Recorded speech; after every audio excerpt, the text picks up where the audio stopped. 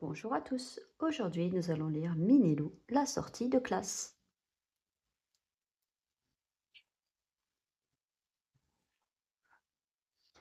Aujourd'hui, Minilou se réjouit d'aller à l'école. Il faut dire que c'est une journée spéciale et il n'y a pas école. Mademoiselle Biglu, la maîtresse, a organisé une sortie nature. Nous allons partir à la campagne, observer la faune et la flore, annonce-t-elle à la classe. Ça veut dire les animaux et les plantes, explique Luna, l'amoureuse de Minilou, qui sait beaucoup de choses. Minilou est très content parce que son papy les accompagne et il y a aussi le papa de son copain Mini-Pic. En route, mauvaise troupe. La maîtresse a terminé l'appel, tout le monde est présent, c'est l'heure du départ. Papa Pic est très fier de transporter le petit groupe dans sa toute nouvelle camionnette. Et Mini-Pic est tout fier de grimper dans la camionnette de son papa avec ses copines et ses copains. Pas de bêtises derrière, prévient mademoiselle Biglu. Mais personne ne l'écoute. Toute la bande est déjà en train de chanter à tue-tête. 1 kilomètre en voiture, ça n'use pas, ça n'use pas. 1 kilomètre en voiture, ça n'use pas les chaussures. Arrivée près du lac, la maîtresse donne ses dernières consignes. Partez à la chasse aux fleurs, aux feuilles, aux petites bêtes. Faites de jolis dessins, de belles photos. Ne vous éloignez pas et surtout pas de bêtises. Le petit groupe se disperse immédiatement. Bien sûr, Minilou ne peut s'empêcher d'embêter quelqu'un. Hé, Doudou, tu aimes les orvets? Laisse-moi tranquille avec ton lézard sans pattes, gémit Doudou. Dis, Luna, tu veux embrasser la grenouille pour voir si elle se transforme en prince charmant? Demande Muche. Un peu plus loin, Anissé appelle ses amis. Ohé, les copains, venez par ici, il y a plein de murmures.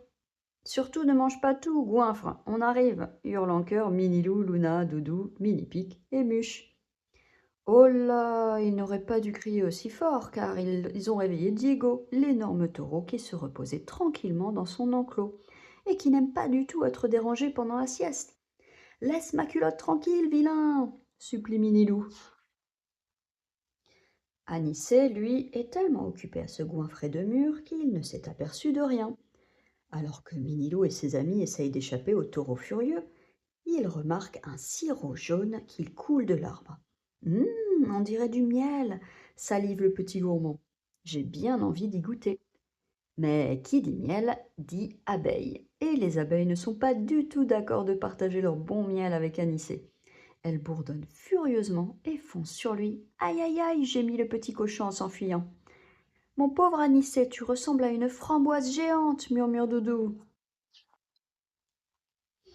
Mademoiselle Biglu est en colère. Elle rassemble tous ses élèves. Maintenant, les bêtises, ça suffit. Je vous préviens, si vous continuez, nous rentrons immédiatement à l'école et nous ferons du calcul toute la journée. Moi, je suis d'accord pour être sage. Allons attraper des petites bêtes, dit Anissé, qui n'aime pas du tout faire du calcul. Elles ne sont pas si petites que ça, soupire Luna. Avec cette loupe, elles font même un peu peur. C'est le sifflet de la maîtresse qui sonne le rappel. Tout de suite, les enfants reviennent au point de rassemblement avec leurs trouvailles. Quand mademoiselle Biglu découvre ce que les petits ont rapporté, elle est un peu surprise. Elle en fait une drôle de tête, la maîtresse des Minilou, à son copain Mini-Pig. Je crois qu'elle est impressionnée par nos découvertes. C'est normal, on a déniché de véritables trésors, répond le petit hérisson. Les enfants, nous ne pouvons pas laisser la campagne dans cet état, annonce la maîtresse. Après le pique-nique, je vous propose de ramasser tous ces détritus qui polluent la nature. La grande opération de nettoyage commence. Comme d'habitude, Minilou ne peut s'empêcher d'embêter quelqu'un. Cette fois, c'est au tour de Luna. Au secours, un fantôme hurle la petite louve. Maintenant que la clairière est entièrement nettoyée, mademoiselle Biglu se retrouve devant un énorme tas de déchets. Mais qu'allons-nous faire de tout cela se lamente la maîtresse. Ne vous inquiétez pas, dit Papa Pig.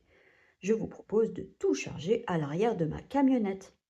Nous apporterons les sacs à la déchetterie, ajoute Papilou.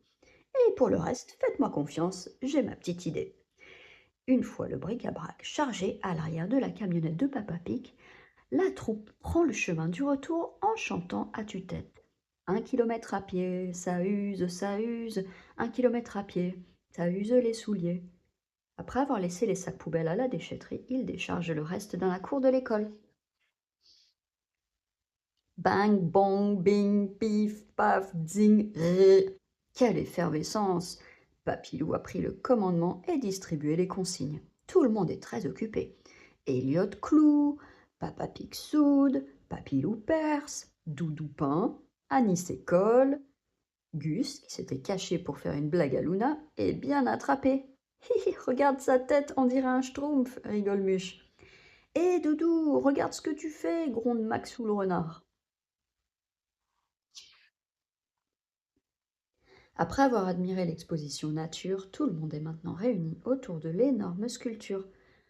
Attention, annonce Papilou. 3, 2, 1, c'est parti! Il ouvre le robinet. Quelques secondes passent et soudain la fontaine tremble, s'anime, et l'eau se met à jaillir de partout.